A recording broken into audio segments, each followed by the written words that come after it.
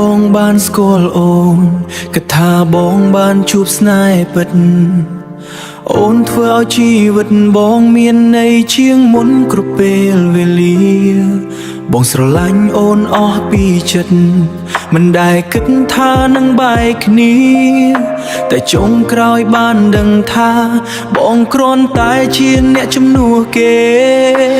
បេះដូងបងឲ្យអូនអង្ហើយតែអូនមិនដែលឲ្យចិត្តបងវិញ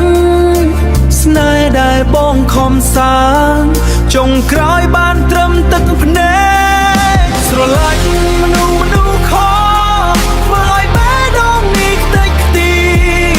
ស្រឡាញ់គេអស់ពីចិត្តតែគ្មានសិទ្ធឲ្យគេស្នេហ៍វិញពេលមើលអូនកាន់ដៃគេបេះដូងនេះរឹតឈឺធ្វេស្នេហ៍ដែលបងស្រមៃចុងក្រោយคล้ายជាក្តីឈឺចាប់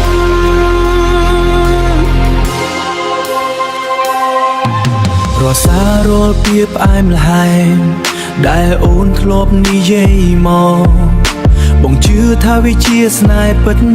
មិនគិតថាជាការលេងសើចបងលះបង់គ្រប់យ៉ាងដើម្បីបាននៅក្បែរអូន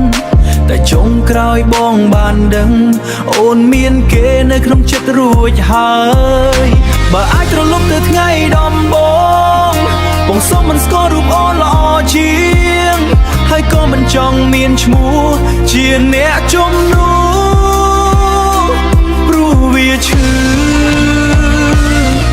លឺហើយអាណិតខ្លួនឯងស្រឡាញ់មនុស្សខំធ្វើឲ្យបេះដូងនេះខ្ទេចខ្ទីស្រឡាញ់គេអស់ពីចិត្តតែគ្មានសិទ្ធឲ្យគេស្នេហ៍វិញពេលមើលអូនកាន់ដៃគេបេះដូងនេះរឹតឈឺធ្វេស្នេហ៍ដែលបងស្រមៃចុងក្រោយคล้ายជាក្តីឈឺចាប់